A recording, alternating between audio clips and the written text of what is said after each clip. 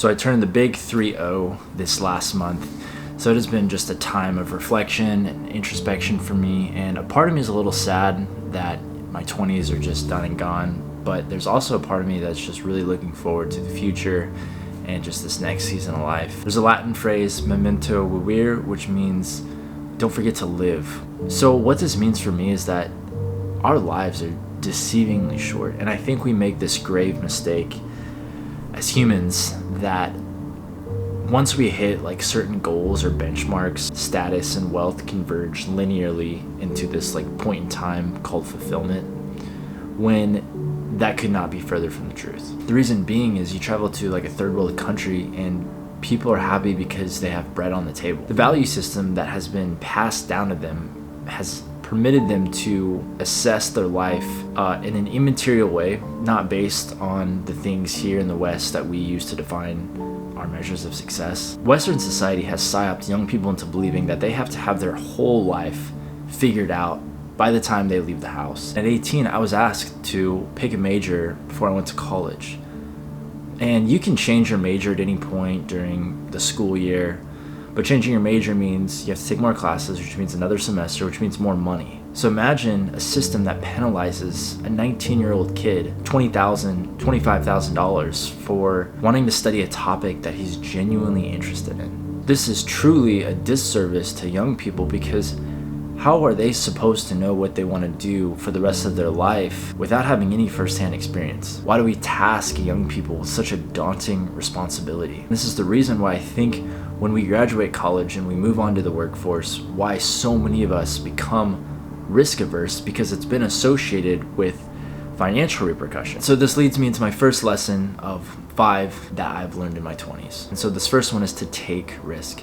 You have to realize that there's more risk in playing it safe than there is in taking risk. If you study the successes of those before us, like Henry Ford, John Rockefeller, Andrew Carnegie, Mary Kay Ash, founder of the cosmetics line, you'll notice that these successful businessmen and creatives and entrepreneurs all have one thing in common. It wasn't their marketing or their sales tactics or this high IQ. It was the fact that they took a gamble on themselves. They placed fate within their own hands. And as cliche as it sounds, in order for you to see your dreams realized, you must genuinely believe in yourself despite how ludicrous or insane or just ridiculous you might appear to others. People stop short of their potential not because of skill, but because of belief. So take risks. My second lesson that I learned is to just give yourself permission to fail. Life is a game that is played in decades, not days, months, or even years.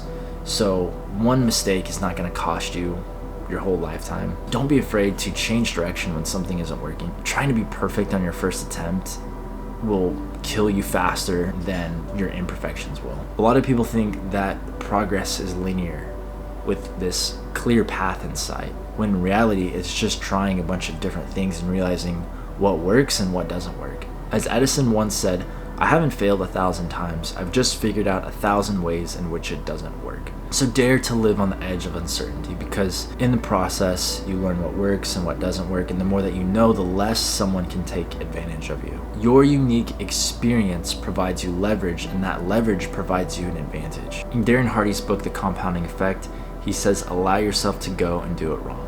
This leads me into my next lesson, which is don't compare yourself to others, because nobody has any idea what they're doing. You need to understand that most of what you see on the internet is a commercialized version of someone's life. And this isn't necessarily a bad thing, especially if you're doing personalized branding, but realize that every creator has a long drafts folder of failures, of deleted footage that is never going to be seen in front of the public. So don't succumb to this inferior complex thinking that in order to succeed, you have to have all these things figured out and you have to know a lot of things. Pretty much everyone just learns along the way. The hardest part is really just getting started. Let the content in which you engage in only serve as an inspiration in the development of your own craft, and you'll be good. Fourth lesson is to incorporate contrast into your life. Become multidimensionally jacked.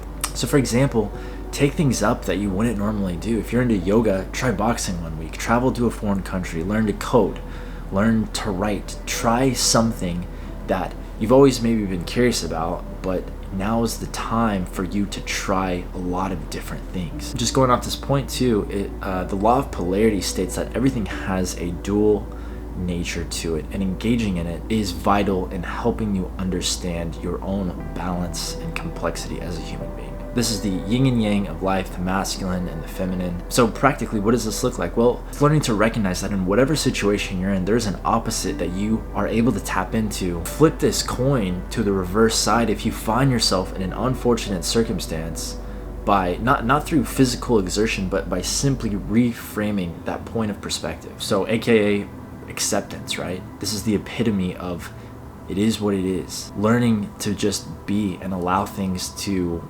exist as they are. This is the way of transcendence in this life. Reframing your perspective and realizing that whatever you're going through can and will be used for good as the universe, God, interweaves it as a part of your story. So my next lesson, number 5, is this commitment to be open-minded. Without an open mind, it's impossible to learn, because in order to learn, you have to accept the possibility that you might be wrong, which is very difficult for people who are convinced that they are right to do. This also extends into your interpersonal relationships. It's like, have you noticed how the best conversationalists are usually not necessarily the most insightful or the best speakers, but usually they're the best listeners? People that believe they're always right allow little room for discussion. There's not much of a conversation going. There's not many questions or curiosities being exchanged back and forth. These people are very narrow-minded, and it's best to just avoid them. It's basically like hanging out with a group of people that have read only volume 1 of a 10-part book series. They believe that their intellect has peaked, and so sometimes you have to read a chapter on your own, one of these books on your own. Becoming well-versed in the subjects of life will grant you permission and unique access to more people, but it also will remove your access from other people, and that's a good thing. There's levels to this game that you have to understand. My final thoughts as I close out this chapter in life are: live in the moment, don't take yourself too seriously, and challenge the narratives that are in front of you. That's all I got, guys. Thank you so much for watching, and see y'all in the next video.